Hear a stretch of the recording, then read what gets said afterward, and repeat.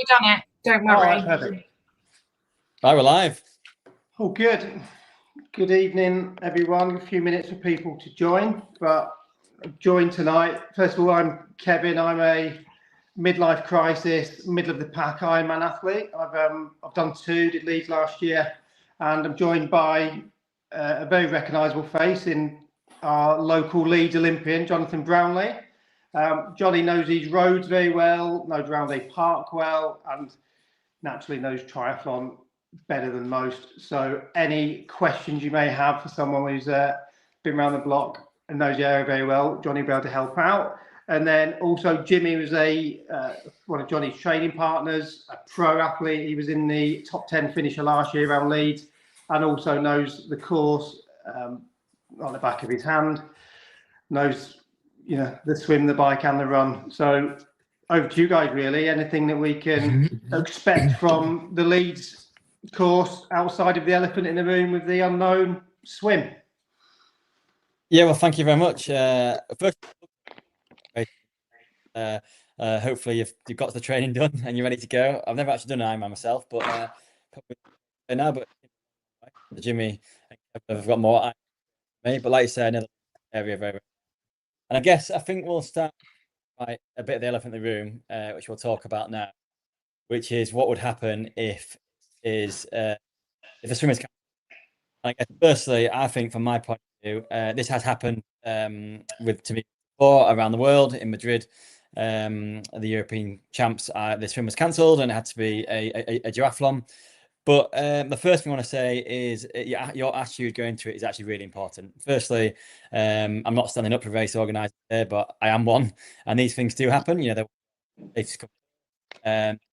want to put you in any harm. I know everyone they all want to swim as well. It doesn't happen, and it's really important that you very quickly get your head around it.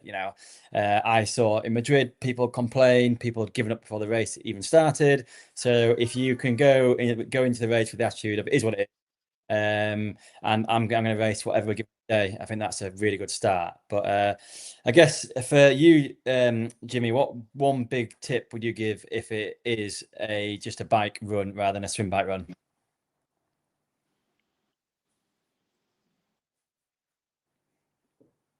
You there, Jimmy? I think Jimmy's gone quiet. I can't hear anyone. Got a dilemma there. I'll question is, from a race plan perspective, most people who've done the training, I certainly know with obviously with the Brownlee Fitness guys, the coach is saying stick with your race plan in terms of average speed or your average wattage. Do you adjust that knowing you've saved yourself an hour and a half workout in the lake, or can you afford to add 10% to your effort? No, definitely not 10%. If I was you, your plan swim for the majority of people shouldn't take an absolute massive out of you and affect your bike legs. If you then go right, I'm going to add an extra 20 watts onto my bike, I think it's going to only end one way, and that's going to be you blowing up on the run. I think the most important advice I can give, apart from the mentality, is to don't hit the first bit of the bike too hard. I think what a lot of people do is, because the swim spreads the field out, it gives you time in transition, lets you calm down a little bit, lets you relax. A lot of people will go, right, the race is that bike, I'm going to set off at 4 watts and kind of go for it. Don't do that. Stick to your plan and the plan you've trained for, the nutrition plan you've trained for, and go from there. Don't try and go too hard.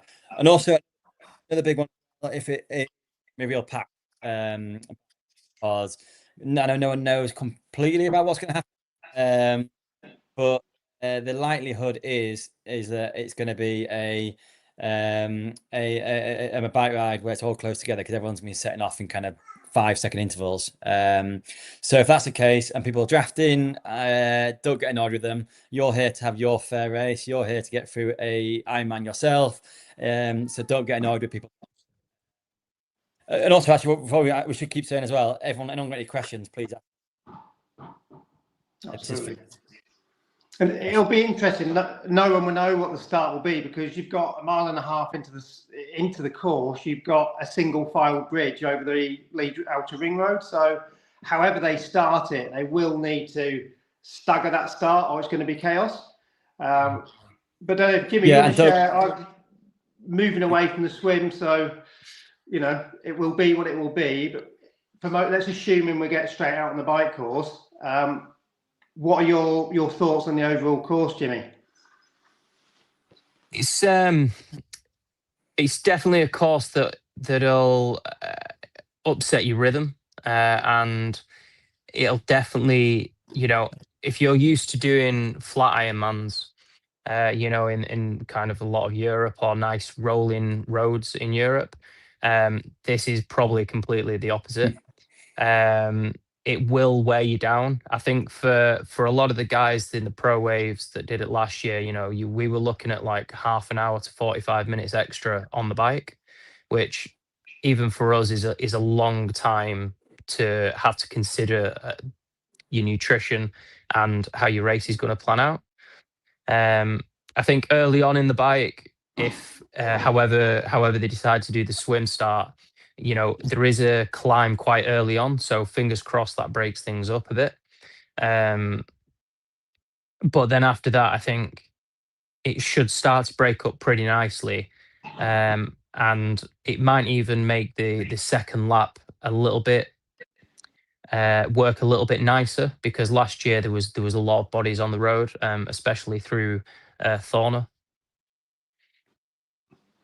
That is from the perspective of someone that was a top 10, so it's probably a bit different for me further down the road. But that also, a lot of people just have recce'd the route, or the loop, should I say, and the hill from Roundhay Weatherby Road, that bites. It's a good quarter of a mile solid hill that will thin you out. So if you want to, really stretch your legs, just be aware, don't burn yourself out going straight into that hill. And then once you're there, the run out from Shadwell out to Thorney, you've probably got 4 or 5 miles of nearly flat road to really, stretch your legs and get a bit of rhythm before there's probably about 4 or 5 smaller hills and 2/3 distinguished climbs. But again, Black Hill that everyone talks about isn't until the back end of the loop. And I was asking Jonny earlier about, there's a massive crowd on Black Hill. You've got the music, you've got the wrestlers. You just naturally want to bomb up it. And I'm sort of assuming the advice is just look at your heart rate, look at your watch, just take it steady. Don't waste energy. Yeah, I think for the crowd. Yeah, I think luckily where the crowds were last year, you were pretty close to the top. So, I think that the first 3 quarters of it, keep on your plan, keep on your power, keep on your heart rate. And once you get to the crowds, they should hopefully give you that little boost just to get up and over the crest. And then you've got plenty of time to take on nutrition after that crest as well, because it's a nice downhill. So, if you can get up it the best you can, once you've got over it, you've got a fantastic opportunity there to eat and drink, and then get your heart rate down and then carry on into the rhythm.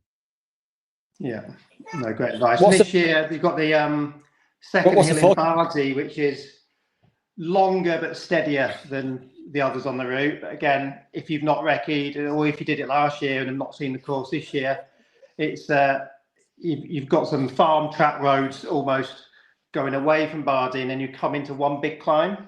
So just talking to those people that haven't recce'd, it's a different route in that section, and it's just a longer, steadier climb that just keeps on going all the way back up to Scarcroft. I mean, talking names here, people, if you're not local, won't know, but back into Scarcroft.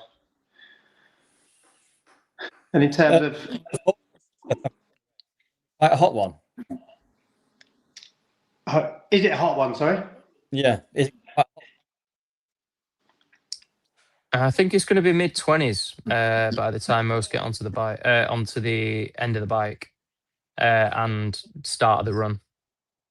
Okay, so if it is mid-20s, it's actually getting pretty hot. So especially Leeds is it's going to be one where it's a long day out. whatever way you do it, whatever pace you do it at, it's going to be a long, long day out. So be prepared to fuel and drink. And I honestly think on an Ironman, unless I'm wrong, Jimmy, I don't think you can overdrink.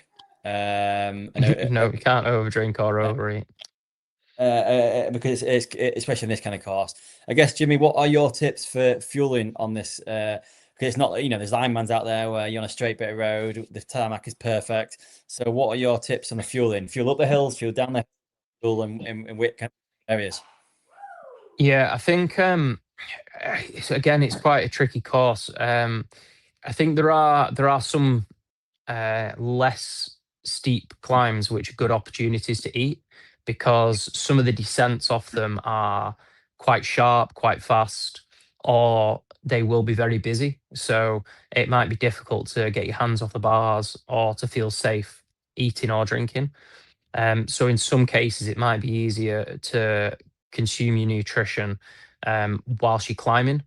And if that just means backing off the power a little bit so you can get stuff down you, then I would probably go for that option. Um, the Harewood section is a great section to take on food as well, because the climbs are quite slow, quite long, and then over the top as well, it's quite flat into the bottom of Black Hill. So that's another good place to eat and drink. And hopefully everyone's got the bikes ready now, and gearing's probably a little bit late.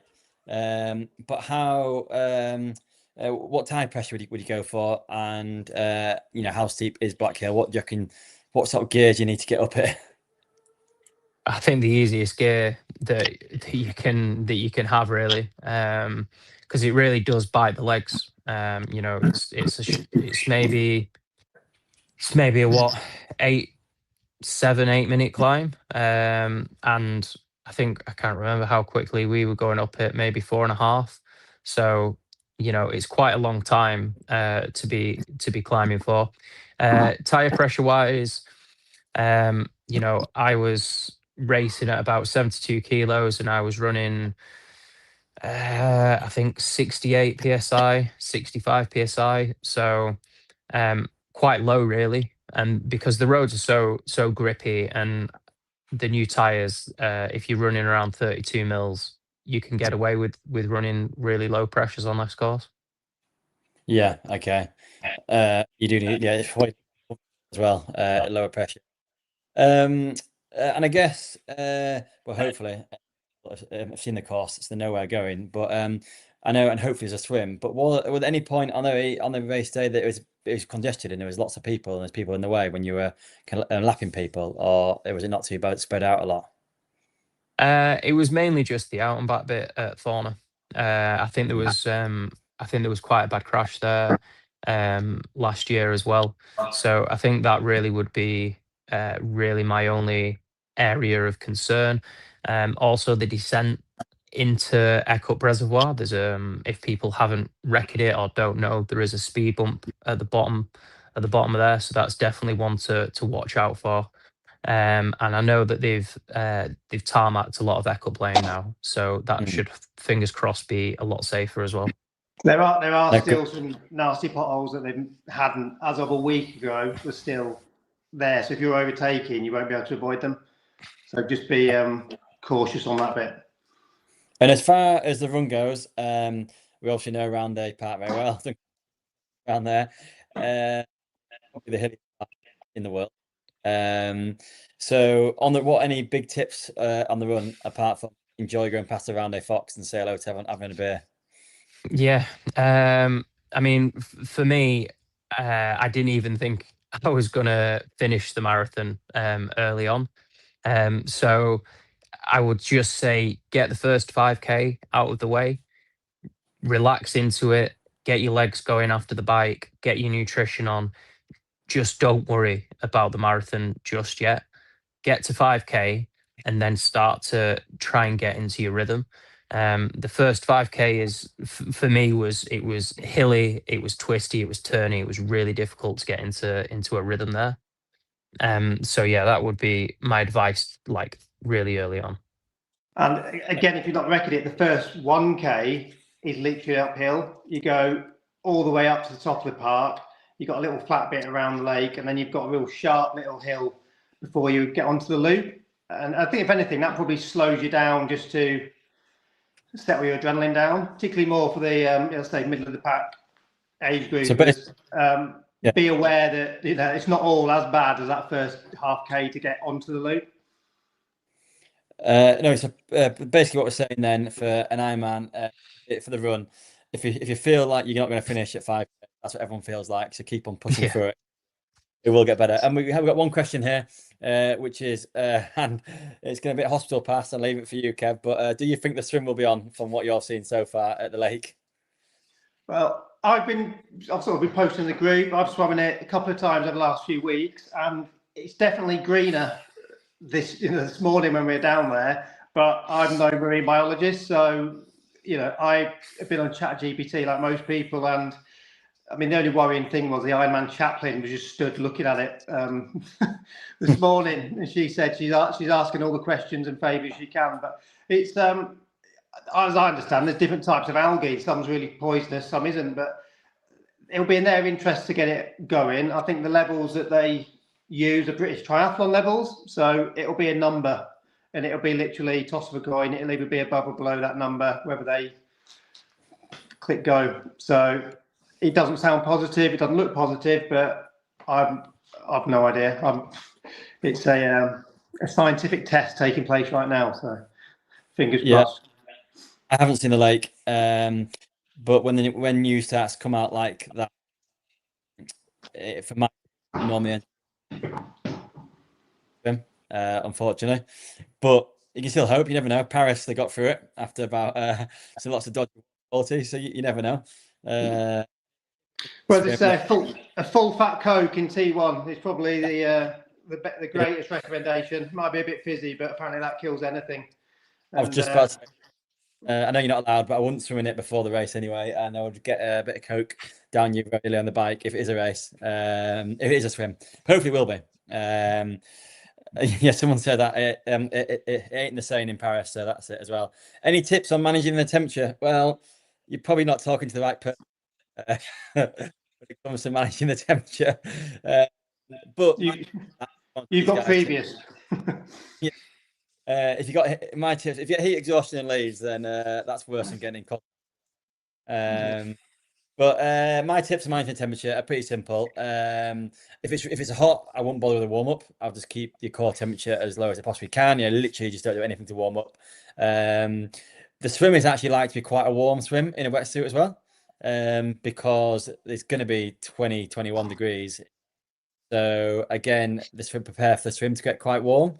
So don't stand around beforehand. You can't drink too much. I would just go into the race. So make sure before the race, you don't just, and the day before to tomorrow, you don't just throw water down you. Get some electrolytes down you and that kind of thing. Don't just drink a load of water. That's the worst thing you can do. On the race as well, make sure you drink a lot. Don't be afraid to pick up the fluid as you go around as well. And it's all just a pacing game. So if you don't start the bike too hard, like I've done before, magical day, I'm going to push 25 watts than I normally do in an Ironman.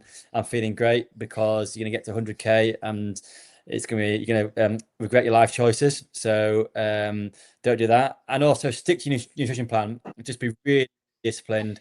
If your nutrition plan is to drink a bottle every whatever it is 20k, then do it, and don't ever try and catch up. Once you start trying to catch up, it's just a slippery slope. So be disciplined, as disciplined as you would about doing a race pace, or if you actually plan, stick to it. Don't try and think catch up, or I'm going to follow that person and not drink. And that's my big tips. What about you, Jimmy?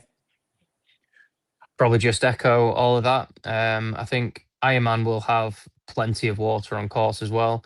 And if you do think that you're getting into difficulties at any point on the bike, there's no shame in stopping for 2 minutes and having a drink, pouring the water over yourself, and then carrying on. An Ironman is a long day out. So stopping for 2 minutes is not going to affect the end result if you don't finish. And same on the run. Most pros will walk aid stations, and if you need to walk an aid station, or if you need to walk for 5 minutes to get your core temperature down or just get your heart rate down, then absolutely do that. You know, you can still be racing and be walking, you know, so yeah, just really look after yourself. And if you feel like your heart rate's getting too high, or you feel like you're starting getting a headache or anything like that, then just take a minute, cool down, get some nutrition on, and then try again, and then just get going again. You know, no, I agree with that. Jimmy's point there about his long day is definitely very true. You know, even the pros race for every 5 or 10 seconds, and then by the end, it's minutes separating them a lot of time. So don't be afraid to take time in transition. And even if that involves, even if you get out of the swim, if there is a swim and you're a bit warm, take some fluid down you then. You know, you better game. I guess then if the race was a no swim, will it go up in bib numbers? Our understanding, again, we don't know anything from the is be seeded because you have to put down what kind of pace you're going for, and then you do that way. But again, we've got no information, so we're kind of guessing, aren't we, there, Kev?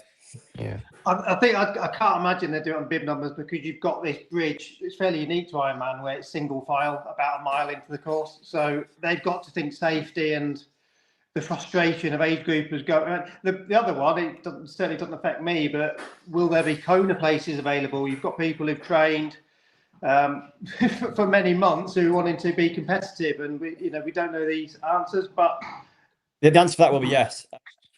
All I know for that is Alistair qualified for Kona without doing a full Ironman. In Ireland. In Ireland. Yeah. So my understanding for that is, yeah, there will be.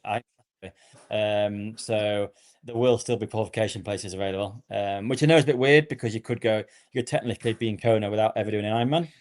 But yeah, again, if you've done the training, the swim shouldn't have a massive effect, I don't believe. We've got another one where I know what you say, but ominous the headband helps as well if it's really hot. They're the strange looking ones, aren't they? So yeah, any cooling strategy. Hopefully you've tried it beforehand. If it's really, really hot as well, there's always the option not to wear an aero helmet, which makes a big difference. I know it's quite a lot of water. If you're really, really hot, then aero helmet. So there's another tip. Absolutely. And then the other one, this is for the first timers or the one and done Ironmanners, which I know if the swims cancelled might change things. But when you're coming down the finish straight, if you want to have that one and done Ironman finisher photo, give yourself 20 meters between the person in front of you. Forget the sprint finish, or you're going to have to try and chat GPT someone out of your photos. So, and when you have once you've gone over the finish line, get out of the way and give the next person their moment of glory, which after 12, 13, 14, 15 hour days for some of us, it's last year I had someone just stopped on the finish line. I was like, get out of the way. You want that moment. But then again, my race last year went to absolute shit, no pun intended, because I ended up stopping in every single aid station toilets because of gastro issues. And I guess, it's like getting a puncture. There's some things that will just chuck a curveball for some of you, and you've just got to carry on. Just keep going. Do you think you got the gastro? Is anyone can learn from it? I actually learned a lot from precision today. I think I over electrolyted, over sodium. Apparently too much sodium gives you gastro issues. So I actually found the precision bottles on course fizzy, which I just wasn't expecting.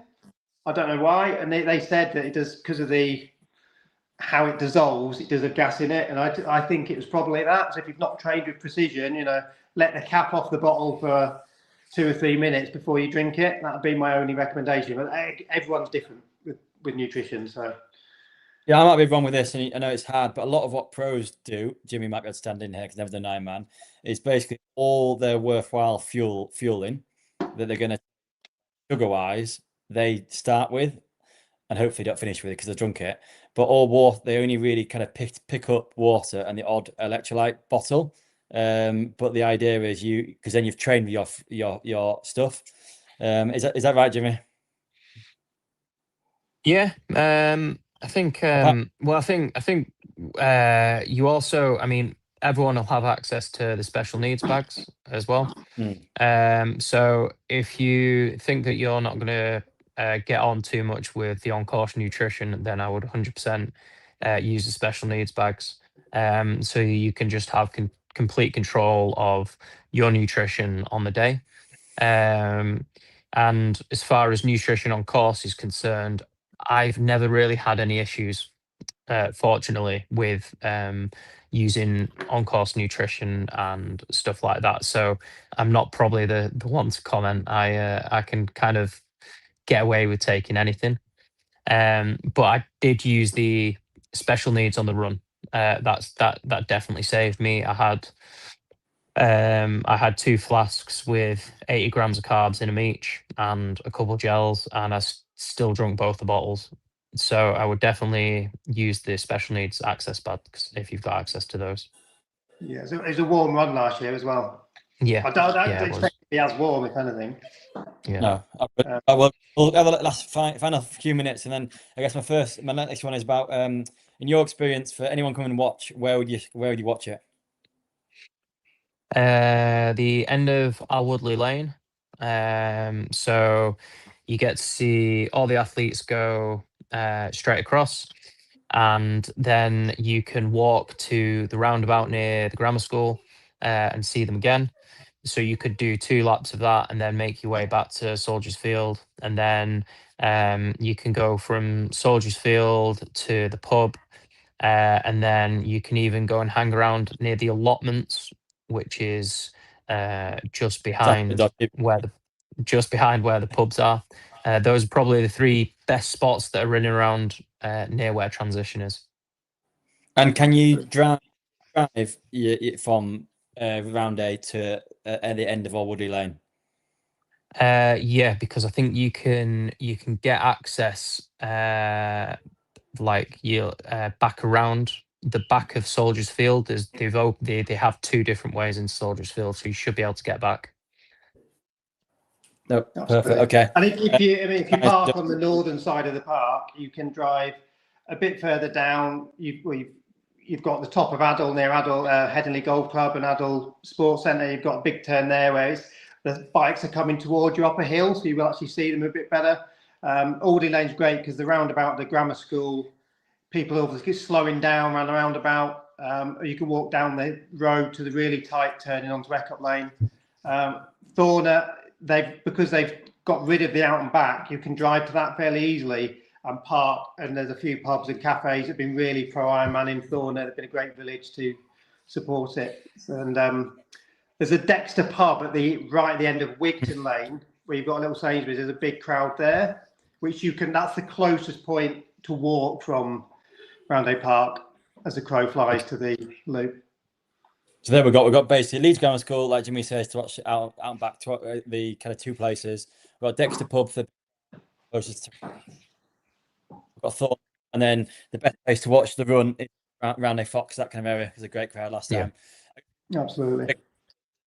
But the last one is, if there's a cardiac drift, what to do if that's happening? I guess you mean by that is that when it's hot and your temperature's going up and up and up as you go on. I guess for me that all just comes out to pacing, doesn't it? You have to reevaluate your pace because your heart rate just can't going up all the time. So if your heart rate is continually going up, then you're gonna have to look at your pacing strategy. But yeah, anyway, we'll let everyone get going because I'm sure everyone wants to put their feet up. I just want to say for us, a massive good luck. Welcome to Leeds. Those guys who haven't come to Leeds, it's the best place to do a race. Hopefully you get a swim. And if you need any coaching support next year, then we're here at Brownie Fitness, provide one-to-one coaching or coaching plans. Hopefully you want to do a triathlon again, it doesn't put you off doing triathlon. And hopefully you get a triathlon in. So yeah, cheers to the guy. Thank you very much. Just one last thing to add. You won't get a lot of sleep, particularly if you're a first timer. Saturday night, Sunday morning at 4 a.m, you won't sleep. So tonight and tomorrow night, get to bed as early as you can. Tonight's the big sleep, basically, because it's you need to bank as many hours as you can.